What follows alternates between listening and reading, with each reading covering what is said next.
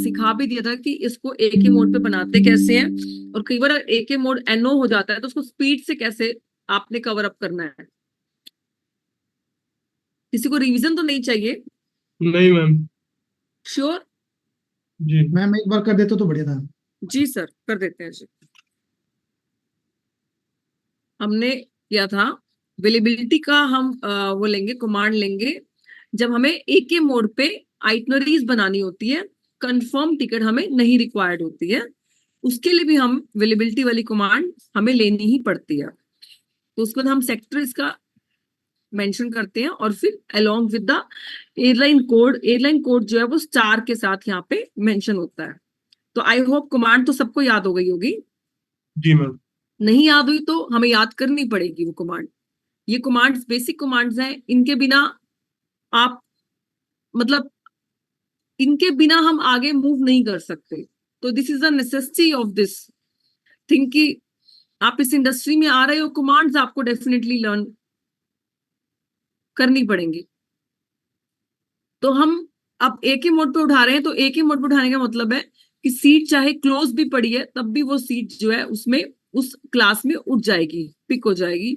जैसे कि अभी के डब्ल्यू आप क्यूबेक और विक्टर क्लास देख रहे हैं, ये क्लोज पड़ी है, बट डमी मतलब एक ही मोड पे उठाना है तो इट हार्डली मैटर्स कि कोई क्लास क्लोज पड़ी है या किसी में कितनी number of seats left over हैं।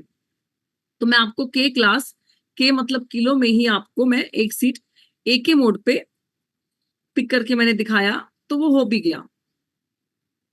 अब उसके बाद क्या है कि विस्तारा का मुझे ध्यान नहीं है कि एक ही शायद ये रेगुलर रहता है, चाहे हम इसको रुक थोड़ा सा पोज देके भी पिनर बना लेते हैं।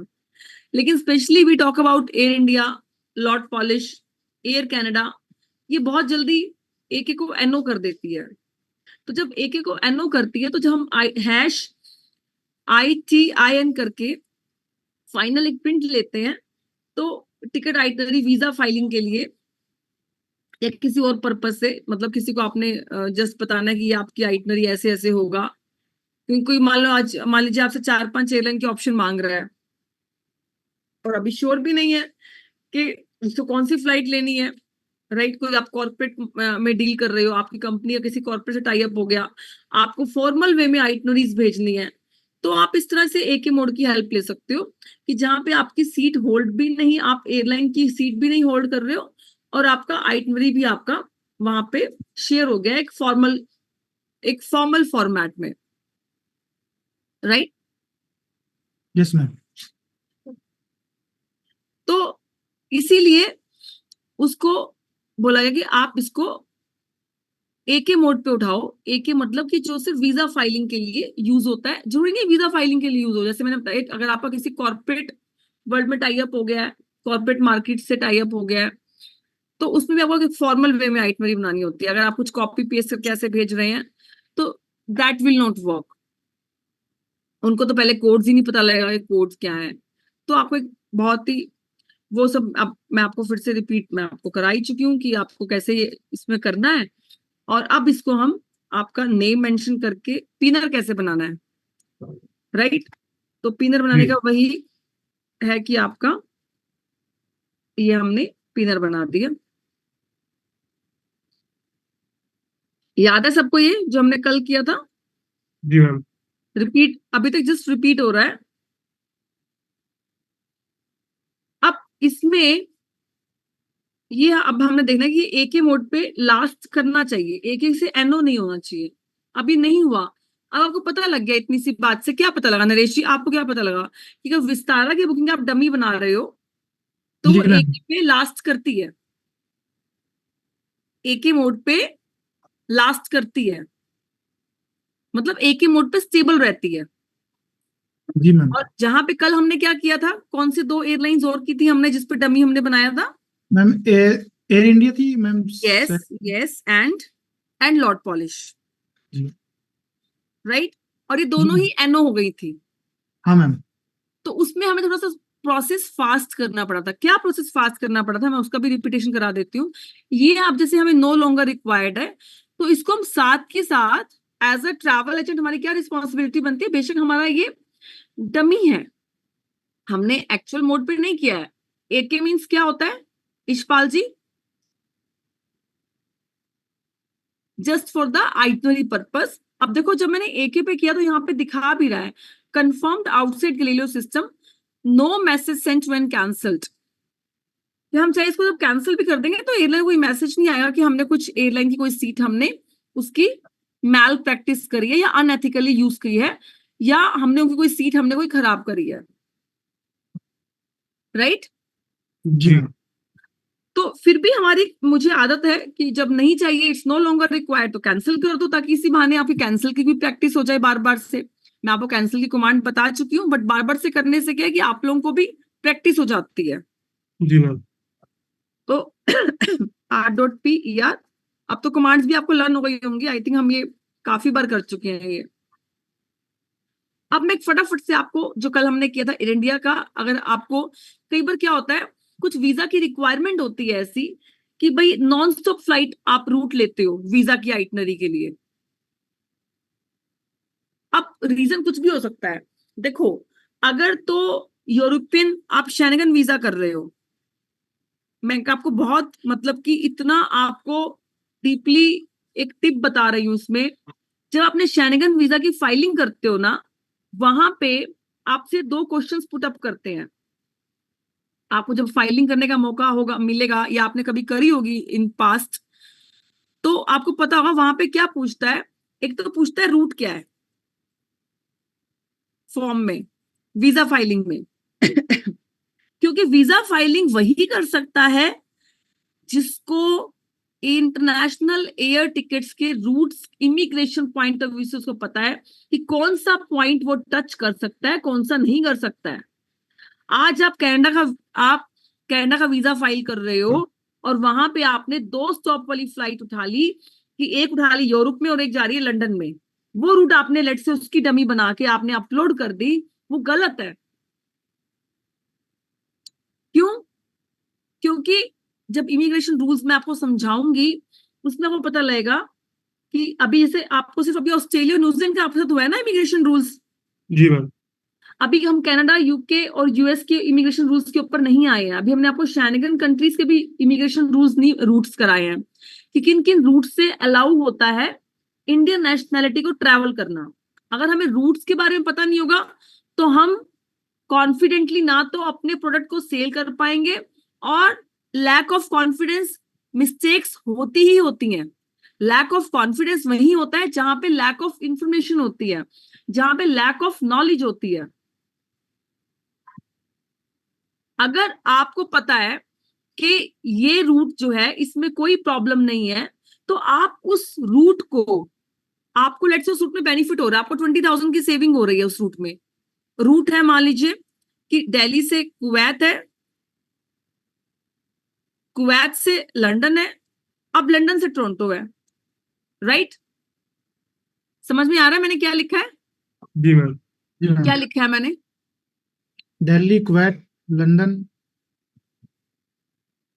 London to Toronto. टोरंटो। यानी कि कुवैत कहाँ हो गया हमारा? गल्फ में। लंदन क्या है? यूके, यार। Western country. एंड टोरंटो क्या है? Canada, western country. और पासपोर्ट क्या है? इंडियन। Indian nationality. और वीजा कहाँ का है? कनाडा का ma'am. Obvious, and destination Canada का वीजा है।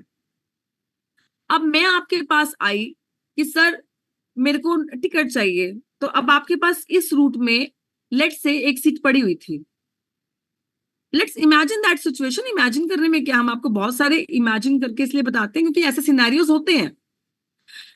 अब आपको ये रूट आपको इसकी इंफॉर्मेशन नहीं है, आपके बस आपके सामने आया या आपने किसी पर्सन से लिया, आउटसोर्स किया, लेकिन आपको एग्जैक्ट इंफॉर्मेशन नहीं पता है इस रूट की कि क्या ये रूट वाकई में अलाउ है 2 स्टॉप के साथ, पहले कुवैत में स्टे फिर लंदन में है। तो मैंने आपको बोला, लेट्स से मैंने लव सर को बोला, लव सर मेरे ट्रैवल कंसल्टेंट है, तो मैंने उनको बोला कि सर ये रूट में मुझे दिक्कत होगी, ठीक है। अब लव सर को लग रहा है कि इसमें मुझे 15,000 का मार्जिन हो रहा है, बट लव सर ना इसके रूल्स, इमिग्रेशन रूल्स के रिगार्डिंग अवेयर नहीं है। जस्ट बिकॉज कि उन्होंने कुछ कहीं से किसी की एड देखी, किसी ट्रैवल एजेंट की, किसी ट्रैवल कंसल्टेंट की, और इनको इनको लेट से उसने 45,000 में वो कोट कर दिया। अब मार्केट में अदर टिकट्स हैं, लेट से वो 85,000 की है वन स्टॉप के साथ। अब लव सर को लग रहा है कि 45,000 की है, अगर मैं इसको 68,000 में भी निकालता हूं तब भी मुझे प्रॉफिट मार्जिन तो हाई है, कि जहां पे ये दो स्टॉप के साथ है। दो स्टॉप समझते हैं, दो स्टॉप का रूट आप, जी दिल्ली से कुवैत, कुवैत से लंदन, लंदन से टोरंटो। तो एक स्टे आ गया कुवैत में, दूसरा स्टे कहाँ पे आ गया? लंदन। लंदन में। तो इसको बोलते हैं टू स्टॉप कनेक्शन। अब जो 85,000 वाली है वो वन स्टॉप कनेक्शन है। Let's say Delhi to Dubai है, एंड दुबई से क्या है? Toronto Y Y Z. Y Y Z मतलब Toronto. Toronto Toronto in Canada. सबको मेरी वॉइस आ रही है ना? यस मुझे मैम। आप लोगों की वॉइस नहीं आती। गुड, अब आई है वॉइस। तो अब यहाँ पे लेकिन मैंने लव सर से क्वेश्चन पुट अप कर लिया, सर ठीक है आप मुझे 68 में दे रहे हो, मुझे मार्केट में 85 की मिल रही है, मेरे को भी अपना अमाउंट सेव करना है, आप मुझे डील तो अच्छी दे रहे हो, लेकिन मेरे को ये डाउट है कि मैं इसमें मुझे इमिग्रेशन प्रॉब्लम आएगी। अब वहां पे लव सर हो जाते हैं चुप, कि मैम फिर ठीक है, आप फिर ये वाला ऑप्शन ले लो।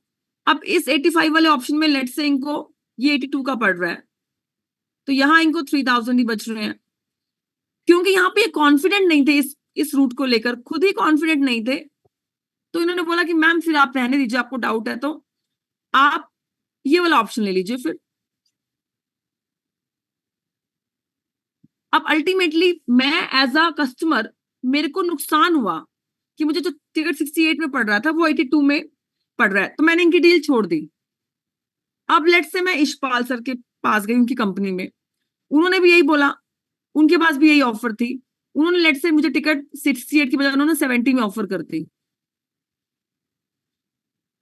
और मैंने उनसे 70 में ले भी ली। उन्होंने कहा मैम मेरी गारंटी है इस रूट में कहीं भी आपको इमिग्रेशन प्रॉब्लम नहीं आने वाली है, आपको बैगेज भी आपको कनाडा एंड डेस्टिनेशन टोरंटो में ही मिलेगा, आपको जस्ट दिल्ली से कुवैत की जर्नी करनी है, कुवैत एयरपोर्ट पे उतर के आपको अपनी फ्लाइट चेंज करनी है, टर्मिनल आपका सेम रहेगा, और कुवैत से लंदन, लंदन से आप टोरंटो जब उतरेंगे टोरंटो में तो वहां आपकी इमिग्रेशन हो जाएगी, वहीं आपको बैगेज मिलेगा। मैं होगी सेटिस्फाई। इशपाल ने मेरे से 2,000 एक्स्ट्रा लिए, बट फिर भी मुझे लग रहा था कि मेरे 12,000 इसने सेव कर दिए, और ये ट्रैवल कंसल्टेंट इस रूट को कॉन्फिडेंटली बता रहा है, तो नुकसान किसका हुआ? एक लव है ट्रैवल कंसल्टेंट, और एक इश है travel consultant.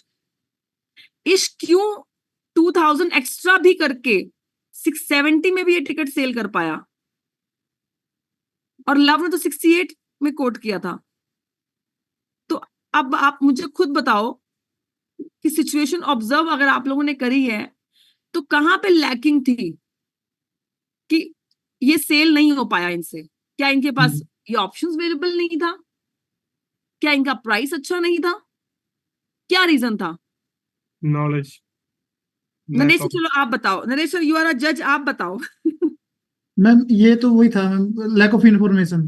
Sorry. Lack of information जब हुई तो लैक ऑफ कॉन्फिडेंस हो गया। Yes ma'am. देखिए ओवर कॉन्फिडेंस हमें नहीं होना है इस फील्ड में, बट अंडर द कॉन्फिडेंस होके भी नहीं कर सकते हम इस फील्ड में। इस फील्ड में हम, अगर हमें सस्टेनेबिलिटी चाहिए, सस्टेनेबिलिटी क्या होता है? कंटिन्यूटी। कॉन्टिन्यूटी, हमें एक कॉन्टिन्यूटी चाहिए, हमें इस फील्ड में बने रहना है, तो हमें हर चीज से अपडेटेड होना जरूरी है। आज मैं आपको कॉन्फिडेंटली कह रही हूं कि ये रूट जो है आप ले सकते हो, और मान लीजिए इस रूट में कहीं प्रॉब्लम आ गई तो मैं बोलती हूँ मैं बैठी हूँ, इस रूट में प्रॉब्लम नहीं आएगी। हो सकता है कि इमिग्रेशन कोई क्वेश्चन पुट अप करे वीजा के रिगार्डिंग, और क्लाइंट या पैसेंजर अपने वीजा के रिगार्डिंग खुद ही ना पता हो कि वो कितने टाइम के लिए जा रहा है, उसकी वीजा फाइलिंग में क्या मैटर इन्वॉल्व किया गया है, क्या बेस इन्वॉल्व किया गया है, तो एक अलग रीजन हो सकता है। तो अगर मैं कॉन्फिडेंटली नहीं होंगी तो क्या मैं आप मेरी क्लास लेना चाहोगे? नहीं मैम। तो मैं, आप मेरे पे ट्रस्ट कर रहे हो। ऐसे ही सेम, मुझे रूटिंग सब कुछ सेम था, लेकिन मुझे लगा कि ये जो इश ट्रैवल कंसल्टेंट है, ये मुझे दिक्कत नहीं आने देगा। और इस सेम सब कुछ रूटिंग था, एयरलाइन भी सेम था, लेकिन तब भी मैं यहां से नहीं ले पाई। तो मैं इसीलिए कहती हूँ कि जो जो कमांड्स हो रही हैं, जो जो इमिग्रेशन राउट्स बता रही हूँ, उन सबको साथ के साथ आपको, मतलब उनको साथ में लेके चलो। साथ में लेके मतलब क्या है, कि मेरा कहने का मतलब है कि उसके बाद आप क्लास के बाद थोड़ा टाइम दो कमांड्स को, राइट? जी जी अब सैटरडे प्रैक्टिकल होना है, तो प्रैक्टिकल में मेरी कोशिश ये होगी कि आप लोग जितना है खुद से कर पाओ। जी ये मैम। ना हो कि कमांड्स मेरे को बताने में दिक्कत नहीं है, लेकिन उसमें क्या है कि जब नेक्स्ट वीक में हम कुछ और नया करेंगे, तो वो फिर से ऐड ऑन होता जाएगा, तो फिर वो और ऐड ऑन हो गया, फिर और दिक्कत हो जाएगी फिर। जी मैम। चलो, अब हमने फटाफट से वो जो हमने अब एयर इंडिया का जो था, कि जब एयर इंडिया पे हम डमी बना रहे हैं, तो मैंने कहा था एयर इंडिया, आप बोलोगे हम एयर इंडिया पे डमी बनाते ही नहीं कनाडा के लिए।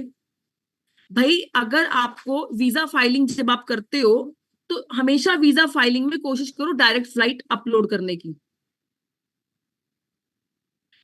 ऑल ऑफ सडन कहीं इमिग्रेशन में रूल चेंज हो गए, और आपने उस टाइम पे फाइलिंग की हुई है, और आपने रूट लिया हुआ है लेट से कनाडा के लिए, दिल्ली से फ्रैंकफर्ट, फ्रैंकफर्ट मतलब जर्मनी, फ्रैंकफर्ट मतलब, जर्मन। जर्मन। फ्रैंकफर्ट का मतलब है जर्मनी, राइट? जी और फिर YYZ का आपने रूट लिया हुआ है, और all of sudden German immigration कह देती है कि अब आपका जो कनाडा क्लाइंट है, अगर वो इंडियन नेशनैलिटी पासपोर्ट होल्डर है, चाहे उसके पास कनाडा का वैलिड वीजा है, तब भी वो मेरे यहां से ट्रांजिट लेके नहीं जा सकते हैं, unless they have transit visa. अब फाइल जिसकी लग गई, पेमेंट हो गई, उस फाइल में तो एडिटिंग कुछ भी नहीं हो सकती, जी तो यहां दिक्कत है। इसीलिए जब आपको एयर टिकट के बारे में मैंने सारे रूल्स बता दिए, अब जब आपके पास कोई टिकट आइटनरी बनाने आएगा, अब आप उसको रूल्स के अकॉर्डिंगली दोगे, उसके वीजा में प्रॉब्लम नहीं आएगी। नेक्स्ट टाइम फिर से वो चाहे आपसे आइटनरी, देखो आइटनरी कस्टमर भी तो आपको रिपीट होना चाहिए ना। जी मैम। आज आप किसी का टूर पैकेज कर रहे हो, उसका भी कस्टमर रिपीट होना चाहिए। टिकट आइटनरी अगर आपने किसी की गलत बना दी बिना रूल्स रेगुलेशंस देखे हुए, तो वो बोलेगा कि, और उसको रेफ्यूजल में ये पता लग गया, उसने केप्स नोट्स निकलवा लिए, कनाडा की बात कर रहे हैं हम, कि आपने जो रूट लिया था वो रूट अलाउ नहीं है आपके प्रोफाइल में, तो सूनर और लेटर पता तो लग गया, तो वो आपको एक इनसफिशिएंट ट्रैवल कंसल्टेंट मानेगा, और दोबारा आपसे एक आइटनरी भी लेने नहीं आएगा, टिकट तो दूर की बात है। जी मैम। और आज आप अगर सबसे ज्यादा आपको रूट्स मैटर करते हैं जब आप शेंगन कंट्रीज की वीजा की किसी की आइटनरी बनाते हो, क्योंकि उसमें क्या है ना, हर कोई 3 या 4 कंट्रीज ऑलमोस्ट ऑल टुगेदर करके चलता है। ध्यान से सुनना, B focus in the class, right? Schengen states की बात कर रही हूं मैं। जी मैम। शेंगन स्टेट्स की इसमें क्या खासियत है, इसमें क्यों प्रॉफिट मार्जिन हैं? क्योंकि इसमें एक कंट्री का वीजा नहीं टारगेट किया जाता, specially when you have to apply tourist visa. सबसे ज्यादा शेंगन वीजा कंट्रीज के टूरिस्ट वीजा कैटेगरीज अप्लाई होते हैं। I am not talking about visitor visa, I am not talking about business visa. क्योंकि Schengen जो states की countries हैं, if we talk about Paris, we talk about Switzerland, we talk about Germany, we talk about Italy, we talk about Austria, Greece, ये सब क्या है? Tourist destination है, yes और नो? जी मैम। यस। अब इन टूरिस्ट डेस्टिनेशंस में अगर आपने आइटनरी बना दी वीजा के लिए गलत, जैसे कि फॉर एन एग्जाम्पल, देखो, अगर आपकी आइटनरी में क्लाइंट है दिल्ली से पेरिस का स्टे है, पेरिस में उसका 5 डेज का स्टे है, राइट? जी ध्यान से सुनना, पेरिस के बाद उसका जर्मनी में उसका लेट्स से फ्रैंकफर्ट सिटी में उसका स्टे है, यहां पे उसका 3 डेज का स्टे है। उसके बाद उसका है नीदरलैंड में, नीदरलैंड में उसका जो Amsterdam which is a famous for casino and night life, Amsterdam में स्टे है लेट्स से 4 डेज का, या लेट्स से हम इसको 7 डेज कर देते हैं पर्पसली आपको समझाने के लिए। ओह सॉरी, सारा ही रिमूव हो गया, फिर से कर लेते हैं। मैंने क्या मेंशन किया था? पेरिस। पेरिस के बाद मैंने क्या मेंशन किया था? फ्रैंकफर्ट। फ्रैंकफर्ट पर मैंने क्या मेंशन किया था? एम्स्टर्डम। एम्स्टर्डम।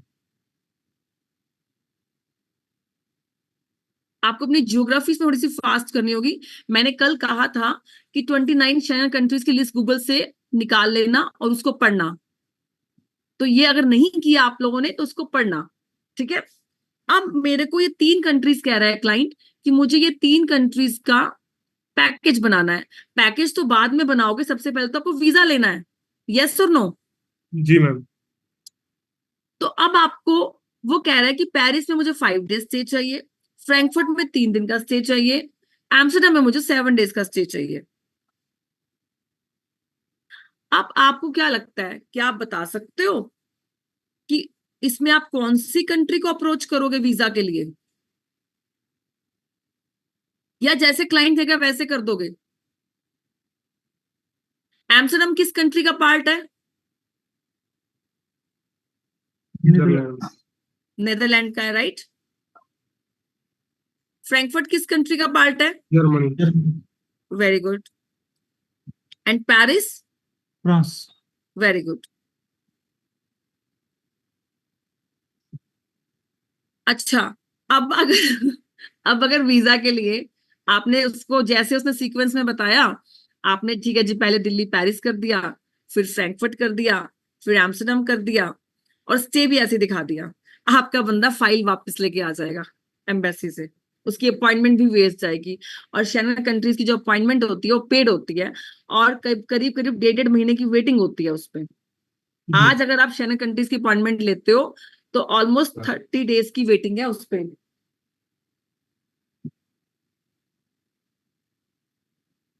और जो इसकी अपॉइंटमेंट, जो इसकी सबमिशन होती है वो ऑनलाइन नहीं होती है, जैसे कनाडा है ना आपका जी मैम। कि ऑनलाइन हो गया। ऑस्ट्रेलिया तो सब कुछ ही ऑनलाइन है, नो बायोमेट्रिक्स नथिंग। न्यूजीलैंड भी ऐसा ही है। इसमें क्या होता है कि अगर क्लाइंट आपका लेट से पंजाब में किसी भी टाउन में बैठा है, उसको चंडीगढ़ या जालंधर या फिर उसको दिल्ली की अपॉइंटमेंट मिलती है, तो उसको 400-500 किलोमीटर से माइट भी वो चल के भी आ रहा हो वहां से, मतलब ट्रैवल करके आ रहा हो, जी मैम। तो कौन इसका आंसर दे पाएगा? नहीं तो मैं प्रोवाइड करती हूँ। शेंगन स्टेट का ये रूल होता है, देखो है तो वीजा के रूल, अब लेकिन आइटनरी ही अगर आप ढंग से नहीं बना पाओगे, आइटनरी ही अगर आप तरीके से नहीं बना पाओगे तो कैसे होगा फिर? क्लाइंट कई बार आपको एक छोटी स्मॉल सर्विस से चेक करता है और तब उसका एक ट्रस्ट बनता है। अगर आपने यहाँ पे इस क्लाइंट को अच्छे से हैंडल कर लिया कि सर आपका नीदरलैंड में 7 डेज का स्टे है, तो उसके अकॉर्डिंगली आपकी एम्बेसी नीदरलैंड बनेगी। ये किसकी वॉइस आ रही है?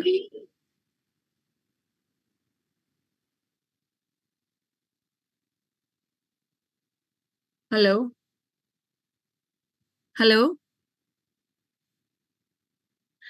सॉरी मेरा ध्यान नहीं गया था, मैंने फोकस नहीं किया। RGLIT से किसने ज्वाइन किया है? एक्सक्यूज मी, RGLIT से किसने ज्वाइन किया? Can you unmute yourself? Excuse me. हाँ जी ma'am. Good. Yes sir. Hello. जी यस जी, सर। मैं न्यू ज्वाइनिंग था। मुझे लिंक प्रोवाइड किया था आज तक। ओके, हाँ मे आई हैव योर परसों नेम प्लीज? रघुवीर सिंह। हाँ जी। रघुवीर Singh. Okay okay sir, all right sir, ठीक है जी। सॉरी मैंने रिकॉग्नाइज नहीं किया था सर आपको। हाँ। ठीक है, तुम कंटिन्यू करते हैं। तो हम कहाँ पे थे कि अब इस सिचुएशन में आपको किसको अप्रोच करना है, आपकी फाइल जाएगी नीदरलैंड के पास। तो आपने क्लाइंट से कंफर्म कर सकते हो कि भाई आपको अगर नीदरलैंड की ही इसमें, क्योंकि 7 डेज का स्टे ज्यादा है, और इसका एक ये रूल होता है कि जिस कंट्री में नंबर ऑफ स्टे सबसे ज्यादा होगा, number of days, number of days जो है वो सबसे ज्यादा होगा,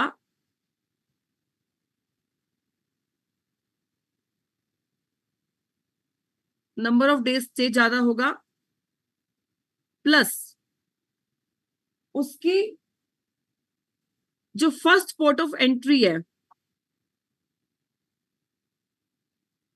फर्स्ट पोर्ट ऑफ एंट्री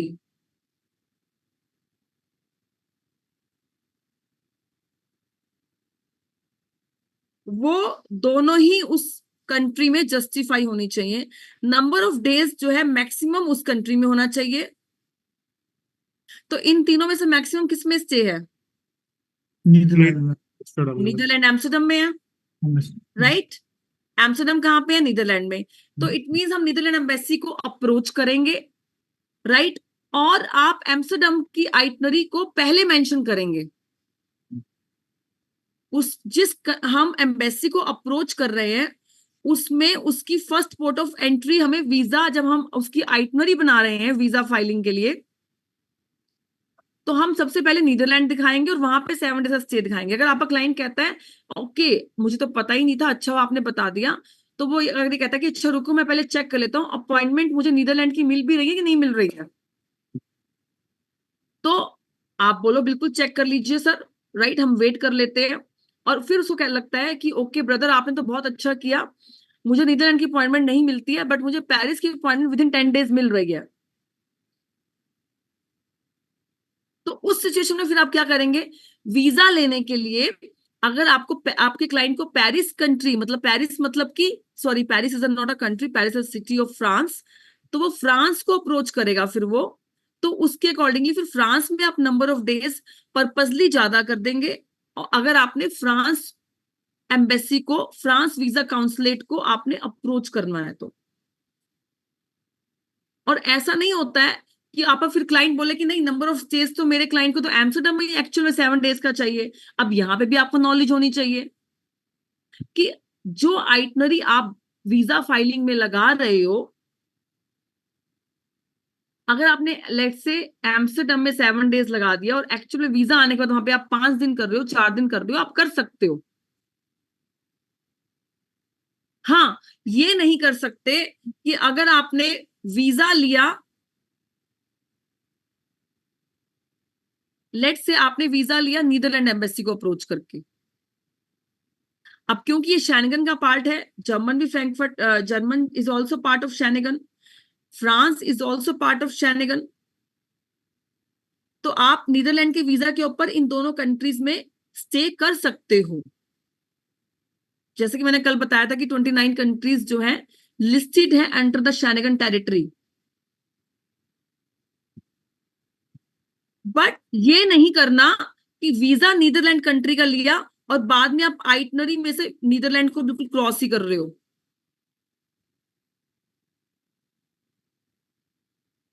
कुछ मतलब अंडरस्टैंड हुआ आपको? चेन कुछ जुड़ती हुई समझ में आई आपको? चेन कनेक्ट होती हुई समझ में आई कि देखो एज अ ट्रैवल कंसल्टेंट आप एक वीजा की आइटनरी बनानी है, उसमें भी आपको फुल फ्लेज नॉलेज रिक्वायर्ड है, मेरा ये कहने का मतलब है। अभी तो हम एक्चुअल टिकट की तो बात ही नहीं कर रहे हैं, जी मैम।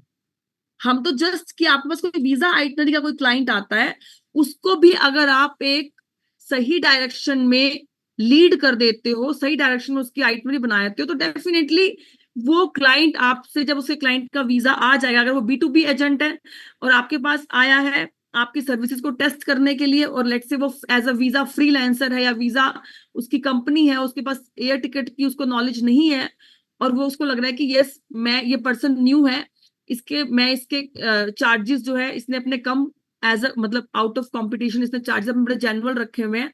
तो लेकिन ये ना हो कि जेन्युइन चार्जेस तो हैं बट कहीं मेरे को सफर ना करना पड़ जाए, इस पर्सन को नॉलेज ही ना हो। तो माइट भी आपको वो टेस्ट करने आया हो, और अगर आपने उसको सारा कुछ तरीके से गाइड कर दिया तो बोलेगा ब्रदर ठीक है, आपकी डील मेरे से डन हुई, इन फ्यूचर जितनी भी आइटनरीज बनेंगी मेरी ऑफिस की वो सारी आपको ही जाएंगी। चाहे आपका ऑफिस सेटअप छोटा है चाहे बड़ा है, it doesn't matter, only it matters what, it's all about your knowledge, it's all about the right way, you know how to do it according to the immigration rule, according to the visa embassy rule। अब मैं आपको एक example और देती हूँ इसमें, कि फिर मैं आपसे क्वेश्चंस पुट अप करूंगी कि कैसे आइटनरी, अब आप बताओ कैसे बनेगी इसकी। इसको हम क्लियर करते हैं स्केच को। शैनिगन स्टेट, अब इस आइटनरी सीखने से ना आपको रूट भी बनाने आ जाएंगे शैनिगन के, कि अगर किसी ने वीजा लिया है, अब हम बात करते हैं वीजा की। किसी के पास फ्रांस, उसने फ्रांस एम्बेसी को फ्रांस वीजा काउंसलेट, राइट, उसने फ्रेंच वीजा काउंसलेट को अप्रोच करके उसने वीजा लिया। उसके पास कहाँ का वीजा है, टूरिस्ट वीजा, फ्रांस। फ्रांस का। अब वो कह रहा है कि मेरे को जाना है इटली। अब आपको पता है Italy is a part of Schengen states and France is also part of Schengen states. जी। अब वो कह रहा है कि मुझे ब्रदर इटली की टिकट जरा बना दो। अब आपने देखा कि वीजा तो फ्रांस का है और अगला डायरेक्ट टिकट इटली की तरफ जा रहा है। अब बताओ इसको दिल्ली इमिग्रेशन में क्वेश्चन पुटअप होगा कि नहीं होगा? होगा मैम। Yes ma'am. अगर वेल ट्रेवल्ड है तो निकल जाएगा। वेल ट्रेवल्ड का मतलब कहाँ के लिए? शैंगन कंट्रीज में अगर 2-3 बार ट्रैवल कर चुका है जी मैम। तो उसको अपने आप जस्टिफाई करना है। बट फिर भी as a travel consultant, as a travel professional, आपकी एक रिस्पॉन्सिबिलिटी बनती है, अगर वो शैनिगन स्टेट्स में लेट से if that person is been travelling to Schengen states, but still जी मैम। आपको उसको एक अवेयरनेस जरूर उसको शेयर करनी है उससे, कि सर अगर आपने फ्रांस एम्बेसी को अप्रोच करके वीजा लिया है तो आप डायरेक्टली इटली की कंट्री में एंटर कर रहे हो, तो बेटर है कि आप क्या रूट बनाओ अपना, कि आप दिल्ली से पेरिस ले लो। पेरिस में चाहे आप 1 या 2 दिन का स्टे करके चले जाओ, क्योंकि ऑब्वियस है जब आपको इतना पता है कि इसने फ्रांस एम्बेसी का वीजा लिया है तो ऑब्वियस जी। इसने अपनी आइटनरी में क्या दिखाया होगा वीजा फाइलिंग में? जी। एक तो ये कि फर्स्ट पोर्ट ऑफ एंट्री उसकी फ्रांस है। जी ma'am. First port of entry, first port of entry का मतलब होता है कि पहली एंट्री वो फ्रांस में स्टे करेगा। और उसने दूसरा पॉइंट क्या जस्टिफाई किया होगा कि उसका नंबर ऑफ डेज स्टे ज्यादा है वहां पे, नंबर ऑफ डेज उसका स्टे जो है वो कहां पे है, फ्रांस में है। आपको पता है ये बात कि अगर फ्रांस, कोई भी कंट्री बोल दो मेरे को, ऐसा नहीं कि मैं कुछ अपनी तरफ से बोल रही, कोई भी आप कंट्री बोल दो, आप फ्रांस है, स्विट्जरलैंड है और इटली है, लेट्स से हम ये कॉम्बिनेशन ले लेते हैं जी tourism ma'am. Point of view से। अब अगर फ्रांस में 4 दिन का स्टे है, स्विट्जरलैंड में 5 दिन का स्टे है और यहाँ 7 दिन का स्टे है, और आपको लग रहा है कि आप फ्रांस एम्बेसी को अप्रोच करके वीजा अप्लाई कर लोगे, फ्रांस एम्बेसी की जो वीएफएस है वो आपके क्लाइंट की फाइल को वापस भेज देगी। जी मैम। वो फाइल एंटरटेन नहीं करेंगे, वो बोलेंगे इटली का नंबर ऑफ स्टे ज्यादा है, या तो आप एक काम करो फाइल को चेंज करो और नंबर ऑफ डेज फ्रांस में ज्यादा दिखाओ।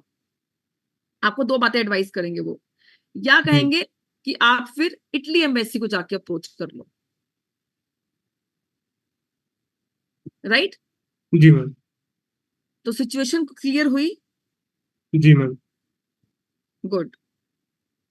अब हम फटाफट से कल वाली क्लास से वो ले लेते हैं कि एनओ नहीं होने देना। एनओ से पहले आपने आइटनरी फास्ट पेस में कैसे बनानी है।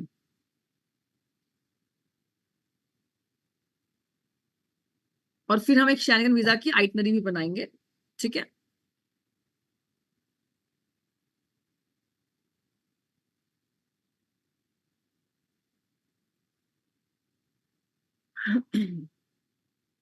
हाँ जी, अब हम बात कर रहे थे, हम चले थे कहाँ पे, डायरेक्ट फ्लाइट, कि दिल्ली टोरंटो की हमने वीजा के लिए आइटनरी कैसे बनानी है जिसमें कि हम एयरलाइन की सीट भी खराब ना करें और हम डायरेक्ट फ्लाइट बनाएं वीजा के लिए, वीजा की आइटनरी के लिए, ठीक है। जी मैम। ओ सर एक मिनट, मैं चार्जर लगा लूं, एक मिनट होल्ड करना सर, बैठ।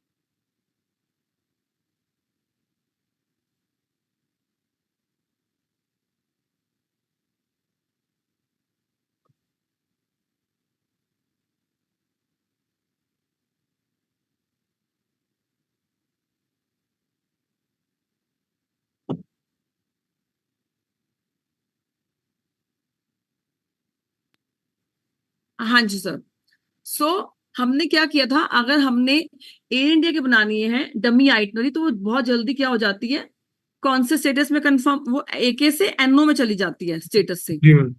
राइट। एके है, कौन सा स्टेटस एके दिखता है, आइटनरी के लिए कंफर्म स्टेटस दिखता है, और एनओ क्या स्टेटस दिखता है, अनकंफर्म दिखता है। कल किया था ना हमने। यस जी मैम। मैम। तो सबसे पहले हम क्या करेंगे, नेम अवेलेबिलिटी वाली कमांड लेकर, जैसे हमने 15 अगस्त किया, दिल्ली लंदन विस्तारा किया, कमांड सबको याद है ना ये। जी मैम। तो अब हम सीट पिक नहीं करेंगे, सबसे पहले हम क्या करेंगे, वैसे हम सीट पिक नेम करेंगे ना, यस वेरी गुड। सबसे पहले हम क्या करेंगे, नेम, नेम। नेम एंटर कर देंगे, लेट्स से नेम है SHASHI शशि शर्मा, टाइटल। अब क्या करेंगे हम, पीएम मैम। पीएम स्लैश कर देंगे, वेरी गुड। नेक्स्ट में क्या करेंगे, 3 स्टार। या टाइम, टिकट की टाइम लिमिट ले लेंगे। अब हम यहाँ पे सीट पिक कर लेंगे, लेकिन अब सीट मैंने तो सॉरी आपको एयर इंडिया पे करके दिखानी थी ना, एयर इंडिया पे करते हैं।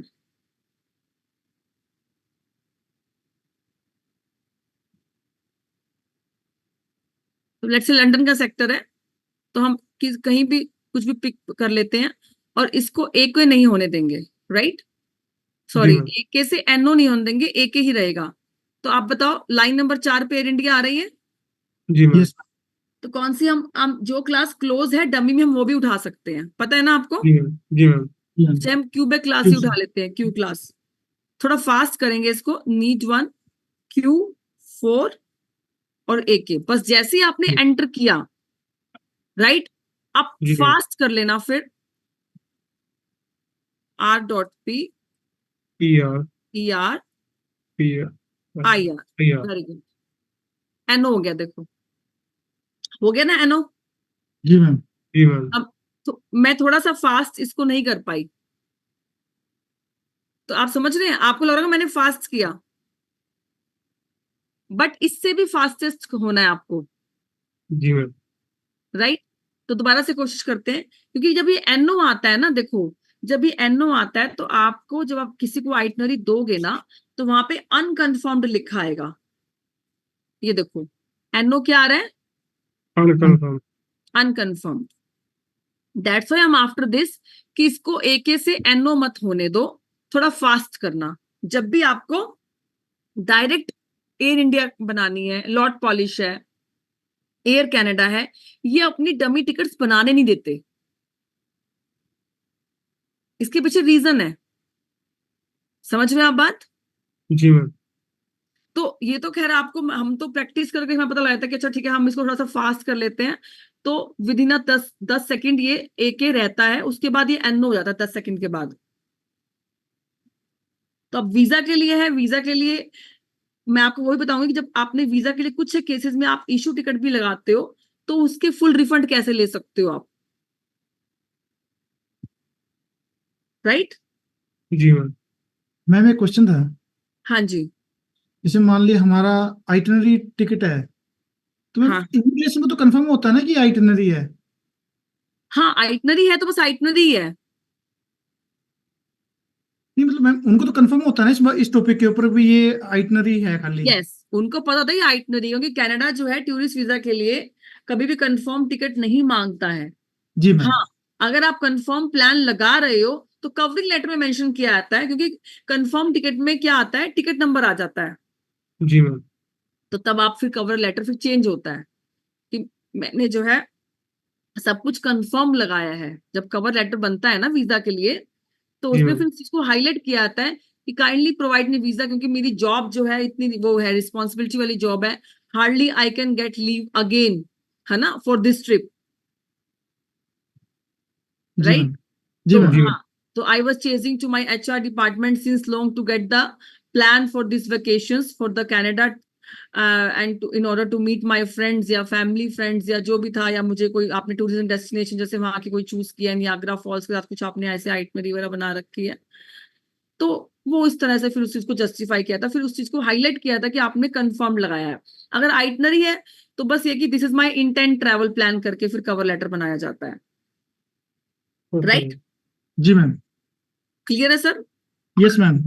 ओके, सो हम कहाँ पे थे, आइटनरी फटाफट से बना रहे थे। 15 अगस्त, दिल्ली, लंदन, डॉट डी करके हमें एयर इंडिया आ जाती है, डॉट डी करके एयर इंडिया डायरेक्ट जो है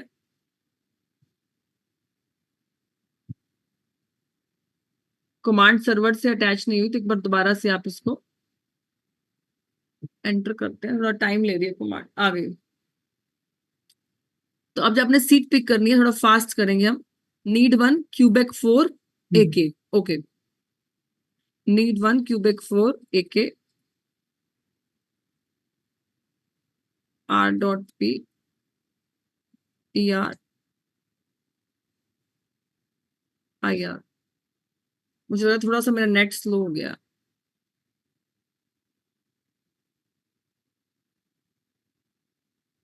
हो गया मैम।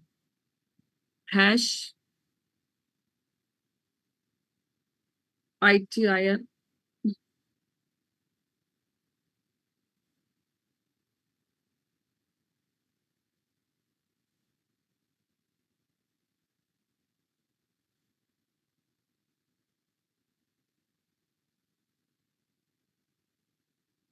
स्क्रीन विजिबल है? Yes ma'am. मैम विजिबल तो है लेकिन शो कुछ नहीं हो रहा कमांड्स पे।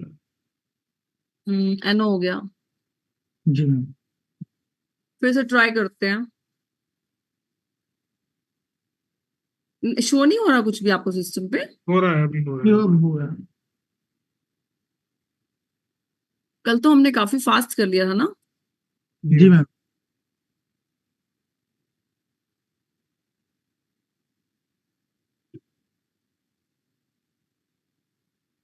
ओहो, फिर रह गए, फिर एनो हो गया।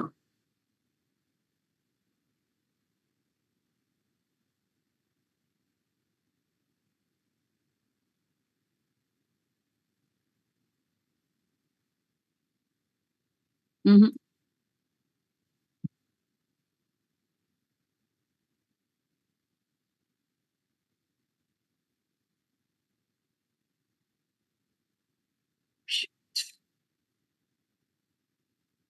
हो गया, एनो हो गया ना। हाँ मैम।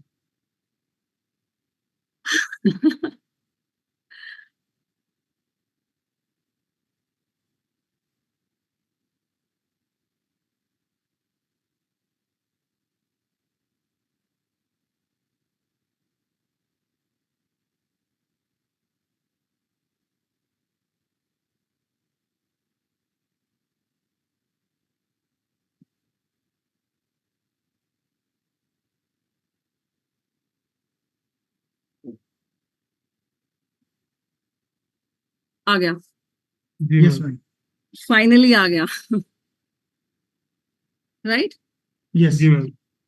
तो अभी मतलब कि इस तरह से आप इसको डायरेक्ट फ्लाइट्स की सर्विस दे सकते हो। ऐसा मत सोचो कि डायरेक्ट अब वो AK से NO हो रहा है, तो वो एक्चुअली कुछ एजेंट्स जो थे मिस यूज कर रहे थे इस AK मोड को, डमी मोड को, डमी मोड जी को मैम। सेल कर रहे थे एक्चुअल टिकट बता के, जैसे कि कल मैंने टॉपिक आपको क्लियर भी करवाया था, यस मैम। राइट, कि जब आपको भी इस तरह की आइटनरीज जो है वीजा फाइलिंग के लिए, या क्लाइंट कुछ भी कहता है कि मुझे एक बार प्रिंट दे दो टिकट का, मैं आपको रिवर्ट बैक करता हूं, तो अगर कोई क्लाइंट को वैसे आपने टिकट का प्रिंट देना है इसका कि मैं आपको, तो आप स्केड्यूल वैसे मेंशन कर दो, ये आइटनरी का इसमें प्रिंट मत दो, क्योंकि यहाँ पे आपकी एजेंसी का नाम आ जाता है,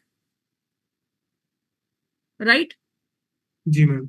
तो वो आपको रीजन पता है कि मैं क्यों मना कर रही हूँ, आपको रीजन सबको क्लियर है ना? यस जी मैम। मैम। सो दैट कि कोई आपको इस एक कागज के टुकड़े को कोई टिकट बता के ना सेल कर दे, और इसमें रिस्पॉन्सिबिलिटी क्या है, आपकी कंपनी की है, क्योंकि जब गैलीलियो इंस्टॉलेशन आपके पास एज अ ट्रैवल एजेंट आती है तो राइट्स तो मिलते हैं, उस राइट्स में फिर आपका थप्पा भी लग जाता है आपकी कंपनी का, कि आपकी कंपनी के रिकॉर्ड्स में सारा एयरलाइन का जो काम होता है वो आपकी कंपनी के रिकॉर्ड में सारा लिंक्ड हो जाता है एयरलाइन से, कि आपकी एजेंसी में ये काम हो रहा है। जी मैम। तो वो रिकॉर्ड ऑन रोल रहता है, सारा ऑनलाइन सारा मेंटेन रहता है, राइट? हाँ, जी। वीजा के लिए किसी को चाहिए तो आपको, मैंने जो कल आपको ड्राफ्टिंग लिखवाई थी वो करके आप खत्म करो, उसको दे दो, उससे एक्नॉलेजमेंट ले लो। तो हमारा आज यहाँ पे वीजा आइटनरी का चैप्टर क्लियर हो गया, यस जी मैम। मैम। राइट? अब जी इसको हमें नो मोर रिक्वायर्ड है तो उसको कैंसिल कर दो। कैंसिल करने की कमांड काफी बार रिपीट हो चुकी है, याद होगी सबको। या हुआ नहीं है, अगेन कर दो एक्सरसाइज। कई बार कमांड सर्वर से कनेक्ट नहीं हो पाती है एयरलाइन के। हो गया कैंसिल, ठीक है? जी मैम। क्योंकि यहाँ पे कुछ भी आपको NOHK कुछ भी नहीं दिख रहा है। अब हम शेंगन कंट्री की आइटनरी बनाना सीखेंगे वीजा पर्पस के लिए, ठीक है? इसमें क्या है कि आपको वीजा पर्पस के लिए भी हो रही है, और एक्चुअल में भी आपको आइटनरी जब बनानी है तो पता लग रहा है आपको कि वीजा जैसे क्लाइंट का आया हुआ है तो उसके अकॉर्डिंगली आप उसकी टिकट कैसे बना सकते हो। तो इसमें आपके दोनों ही आपके जो है टॉपिक इसमें कवर अप हो जाएंगे, राइट? ओके। तो लेट्स जी से मैम। फर्स्ट हम वीजा जो आया, वीजा पर्पस के लिए आइटनरी बनानी है, तो पहले आपको वो क्लियर कर देते हैं। जब आप शेंगन कंट्री का फॉर्म भरने के लिए आपको उसमें 2 कॉलम्स आते हैं कि आपकी एंड डेस्टिनेशन क्या है,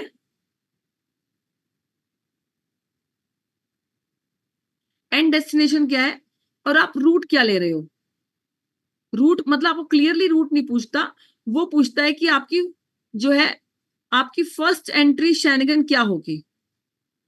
तो इसमें क्या है ना, कई बार अगर आप अलग अलग चीजें कर देते हो तो ये आपका 10% रिफ्यूजल का कारण बनता है। 10 की बजाय आप 20% रिफ्यूजल का कारण मान लो इसको।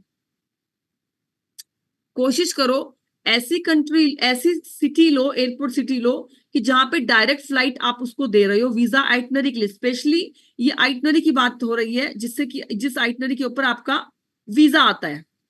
ओनली आइटनरी रिस्पॉन्सिबल नहीं होती है वीजा के लिए, बट अगर आप गलत आइटनरी बना के दे रहे हो, आइटनरी मिसमैच कर रहे हो, कवर लेटर में कुछ मेंशन कर रहे हो, होटल बुकिंग कहीं और की मेंशन कर रहे हो, और वीजा फॉर्म में कुछ और दिखा रहे हो, तो जी मैम। डेफिनेटली रिफ्यूजल ही है वो। यानी कि उससे क्या पता लग रहा है कि फाइल करने वाले को वीजा नहीं क्लियर नहीं है कि उसको पहले कहां स्टे करना है। तो एयर आइटनरी हम बात कर रहे हैं, एयर आइटनरी की। एयर आइटनरी में आप दिल्ली से पेरिस, अगर आप यहाँ पे अगर आप फ्रांस एम्बेसी को अगर आप अप्रोच कर रहे हो, अगर आप फ्रांस एम्बेसी को अप्रोच कर रहे हो, तो आप क्या करो, दिल्ली से पेरिस की डायरेक्ट फ्लाइट या तो एयर फ्रांस या एयर इंडिया पे बना दो आइटनरी।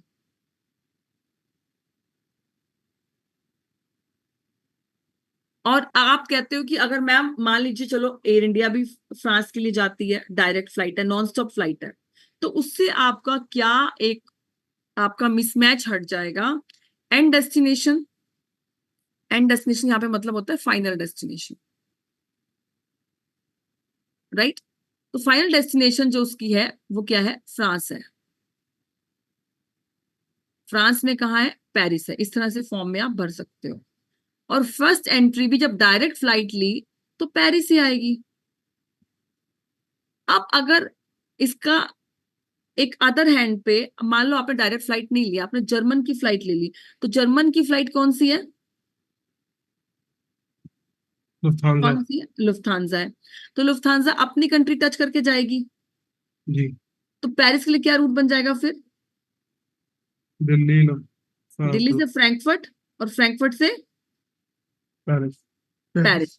तो यहाँ पे फर्स्ट एंट्री में आप कंफ्यूज जाओगे। अब मैं वीजा तो फ्रांस एम्बेसी को अप्रोच कर रहा हूँ, अब मैं फर्स्ट एंट्री में यहाँ पे क्या भरूं? पेरिस की जगह मैं यहाँ पे फ्रैंकफर्ट भरूं?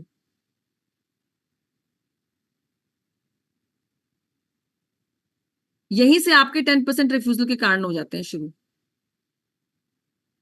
तो जब भी वीजा आइटनरी आपने खुद भी आपने बनानी है, आप खुद से फाइलिंग कर रहे हो या आप किसी को भी दे रहे हो, देखो आप आज आप किसी को आइटनरी बना के दे रहे हो, उस आइटनरी पे किसी का वीजा आ रहा है, देखो वो अलग बात है कि फाइनेंशियल उसके स्ट्रांग नहीं थे तो उसमें आप कुछ नहीं कर सकते, फाइलिंग वो कर रहा है, आप नहीं कर रहे हो, केस उसने असेसमेंट किया है।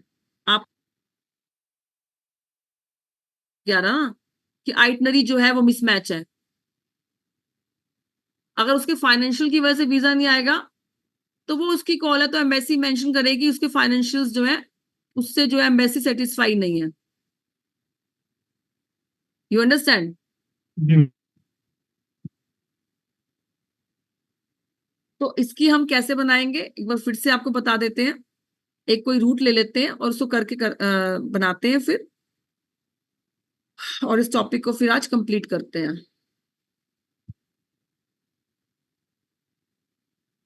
रूट ले रहे हैं हम कि क्लाइंट को आप अपनी मर्जी से बताओ, वही रूट लेंगे हम, जो भी टूरिस्ट पॉइंट ऑफ व्यू से वो डेस्टिनेशन जस्टिफाई होनी चाहिए। अब आप ये ना बोल दो लातविया जाना है टूरिस्ट पॉइंट ऑफ व्यू से, आप ये ना बोल दो पोलैंड जाना है, स्लोवाकिया जाना है, जो टूरिस्ट डेस्टिनेशन, अगर आप टूरिस्ट वीजा अप्लाई कर रहे हो तो टूरिस्ट डेस्टिनेशन ही होनी चाहिए। बताओ। स्विट्जरलैंड में। चलो स्विट्जरलैंड में क्या कर लेते हैं हम, क्या कर लेते हैं स्विट्जरलैंड में? Zurich airport. ठीक है, कहाँ आता है ज्यूरिक? स्विट्जरलैंड। नेक्स्ट नेक्स्ट चलो, नेक्स्ट क्या करना है? पेरिस कर ले, पेरिस कर, नेक्स्ट क्या कर ले? ऑस्ट्रिया कर ले। ऑस्ट्रिया कर लेना। अब पेरिस मतलब फ्रांस हो गया, ठीक है, पेरिस मतलब, फ्रांस। और ऑस्ट्रिया में कौन सी है सिटी उसकी? वियना। वियना है, साल्जबर्ग है, कार्लसबर्ग है, इस तरह से है। तो ये मेन वियना एयरपोर्ट हो गया, पेरिस एयरपोर्ट हो गया, ज्यूरिक एयरपोर्ट हो गया। अब आप उससे क्या पूछोगे, क्या पूछोगे आप उससे कि सर वीजा कौन सी एम्बेसी का, कौन सी एम्बेसी को वीजा फाइलिंग जाएगी? जी। इतनी बात पूछते ही बंदा समझ लेगा कि मेरा ट्रैवल कंसल्टेंट जो है एक एक्सपीरियंस्ड और एक फुल ऑफ नॉलेजेबल कंसल्टेंट है, राइट? जी मैम। तो उसने बोल दिया कि लेट से कि मेरे को फ्रांस की अपॉइंटमेंट मिली है, मुझे फ्रांस एम्बेसी से अपॉइंटमेंट मिली है, तो अब आप क्या करोगे? इस पेरिस को क्या ले आओगे? फिर नंबर 1 पे ले आओगे, जी। और ज्यूरिक को क्या कर दोगे? नंबर 2 पे कर दोगे, पेरिस को ले आओगे नंबर 1 पे वन। आइटनरी बनाते हुए, और ज्यूरिक को ले जाओगे नंबर 2 पे, और 3 पे ऑस्ट्रिया रहने दो। अगर उसने ऑस्ट्रिया एम्बेसी को अपॉइंटमेंट अप्रोच, उसकी वीएफएस से उसने अपॉइंटमेंट ली होती तो आप इसको नंबर 1 कर देते फिर, ठीक है? जी मैम। अब आप उसकी आइटनरी फाइनल कैसे बनाओगे वीजा के लिए? जेली से पेरिस। पेरिस। क्यों? क्योंकि उसने फ्रांस एम्बेसी को अप्रोच करके अपॉइंटमेंट ली है, ठीक है, जी। उसने फ्रांस एम्बेसी की वीएफएस से अपॉइंटमेंट पिक करी है। अब उसका लेट से यहाँ पे फ्रांस में स्टे था 2 दिन का, तो यहाँ पे आप number of days maximum Paris में दिखा दोगे। लेट से यहाँ पे आपने दिखाए 7 दिन, पेरिस के बाद आप चाहे स्विट्जरलैंड कर दो क्योंकि पेरिस और स्विट्जरलैंड पास पास ही हैं, ये बाय बाय ट्रेन हो जाते हैं, बाय यूरेल हो जाते हैं, राइट? जी मैम। उसके बाद फिर आपने क्या करा, ज्यूरिक कर दिया। ज्यूरिक मतलब स्विट्जरलैंड। यस। तो ज्यूरिक में आपने क्या कर दिया, लेट्स से आपने 5 डेज का स्टे दिखा दिया, और फिर आपने वियना कर दिया। वियना मतलब ऑस्ट्रिया। एक होता है ऑस्ट्रिया, एक होता है ऑस्ट्रेलिया, राइट? जी जी मैम। मैम। तो ऑस्ट्रिया और ऑस्ट्रेलिया में डिफरेंस है।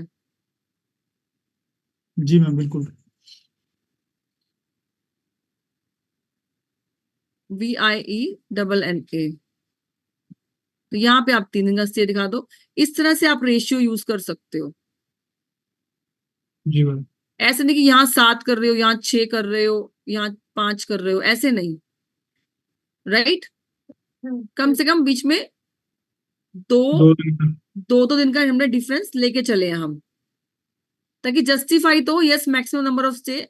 हमारी इंटेंशन तो क्लियर हो कि हम क्यों फ्रांस एम्बेसी को अप्रोच कर रहे हैं, राइट? जी तो इसकी आइटनरी बनाते हैं, नोट कर लो। Paris 7 days, Zurich 5 days, Vienna 3 days. जी कहीं ना कहीं जो एयर टिकटिंग है ना, 20% उसमें वीजा का जो है एनरोलमेंट रहती है। जी मैम।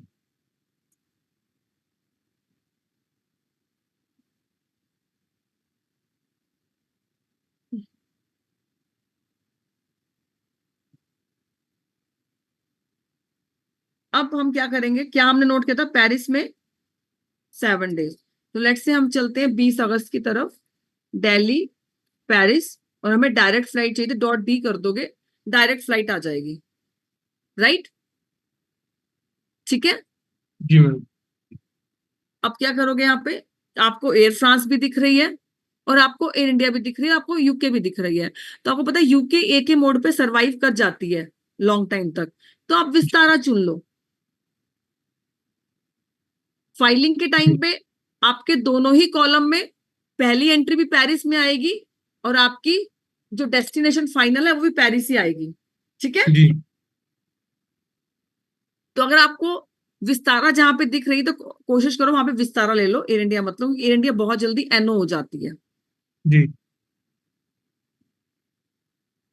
Need 1 kilo 3 AK। तो इससे क्या है, हमारी विस्तारा उठ जाएगी। विस्तारा उठ जी गई ना यूके। जी मैम। अब 7 दिन के बाद क्या है, 7 दिन के बाद पेरिस से क्या था, ज्यूरिक, यही था ना? जी जी मैम। मैम। तो 27 अगस्त पेरिस, पेरिस टू ज्यूरिक, जी ZRH चलो। .D डायरेक्ट फ्लाइट दिखा देगा। .D से आपको कोई भी वाया वाया नहीं दिखाएगा। तो इसमें आपको कोई भी फ्लाइट कॉम्बिनेशन ले लो, ये जस्ट वीजा के लिए आइटनरी है। तो ऐसा नहीं आप सोच सकते कि अभी विस्तारा ले तो आप स्विस नहीं ले सकते हो, ले सकते हो आप। टाइमिंग देख के लेना, सुबह 6:45 का लेने का मतलब नहीं बनता, क्योंकि 6:45 का मतलब है कि क्लाइंट सुबह 4 बजे होटल छोड़ देगा, 3:30 बजे, है ना? जी तो टाइमिंग वो लो जो कि हॉलिडे पैकेज से जस्टिफाई हो। 3 बजे की फ्लाइट ठीक है ना, 12:30 बजे चेकआउट होता है ना? यस जी मैम। मैम। तो 12 बजे चेकआउट होता है, तो ये फ्लाइट इसको ये वाला टाइमिंग सूट भी करता है, 3 बजे वाला। जी मैम। तो आप ये लाइन नंबर 4 का ऑप्शन ले सकते हो, नीड 1 क्यूबेक 4 AK, ठीक है? अब ज्यूरिक में कितना था, 5 दिन का स्टे था। जी तो मैम। कितना हो गया, 27, 28, 29, 30, 31। तो यानी कि 1 सितंबर को क्या करेगा वो, ज्यूरिक से कहाँ आएगा, वियना। Vienna is VIE। हम हर जगह .D करते जा रहे हैं, डायरेक्ट फ्लाइट ही हमारे पास आए ताकि। अब 7:25 वाली फ्लाइट मत देना कभी भी वीजा आइटनरी के लिए, वही 3 बजे वाली फ्लाइट दे दो, या ये 13:25 वाली फ्लाइट दे दो। तो नीड 1 हम कोई भी क्लास ले लेंगे डमी के लिए, नीड 1 किलो 7 AK। क्लियर है? जी मैम। जी अब यहाँ पे 3 दिन का स्टे था, तो 1st, 2nd, 3rd, 4th को आउट कर दो। 4th of September वियना से बैक टू इंडिया, दिल्ली, जी राइट? अब जी यहाँ पे भी हम .d करेंगे, डायरेक्ट फ्लाइट आ गई एयर इंडिया की, राइट? जी मैम। नीड 1, शुगर 1 एक कर दो। आपकी सारी आइटनरी आपके सामने है। जब इसको #ITIN करोगे, अभी नेम नहीं मैंने डाला है, बट आपके ऊपर सारी आइटनरी, मतलब सारी आइटनरी आपके पास बन के आ गई है। देखो, दिल्ली टू पेरिस जी non stop, confirm confirm confirm.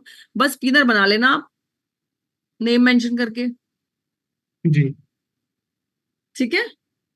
जी मैम। वही वही कमांड चलेगी, बना भी देते हैं हम, हमें कोई दिक्कत नहीं है बनाने में। अमन शर्मा, जो भी ट्रैवलर का नाम है, CM/, T.E. Very good, and then save. RP save करने में हो सकता है कि एयर इंडिया आपकी NO हो गई हो, क्योंकि वो सस्टेन करती नहीं है, राइट? तो जी उसमें थोड़े से रूल्स रेगुलेशंस है कि उसको नहीं करने देती एयर इंडिया अपने आप को डमी सेल, तो उसके लिए फिर आप थोड़ा सा फास्ट प्रोसेस कर लेना, ठीक है? जी मैम। जी ERIR IR कर लो, स्विस का और AI का जो है NO हो गया, जी मैम। जी मैम। राइट? जी जी लेकिन आ तो गया ना बनाना, जी मैम। पता लग गया? जी यस मैम। ठीक है, आज थोड़ी सी क्लास आगे चली गई, वो आई होप माइंड तो नहीं करेंगे आप, पता नहीं लगा मुझे। नहीं नहीं कोई बात नहीं मैम। कुछ नहीं मैम। जी, तो हमारा यहाँ पे आइटनरी का चैप्टर आज क्लियर हो गया, जी मैम। राइट? जी क्या क्या टिप्स मैंने बताए? कोशिश करो वीजा के लिए डायरेक्ट फ्लाइट बनाना,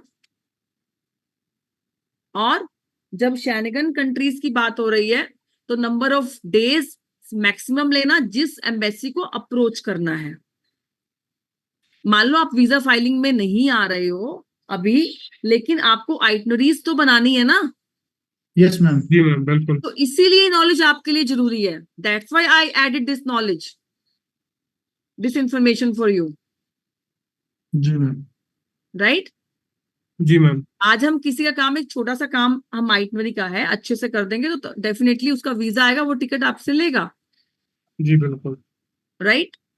जी मैम। मार्केट में एजेंट्स की कमी नहीं है, मार्केट में कमी है राइट नॉलेजेबल कंसल्टेंट की, जी मैम। राइट?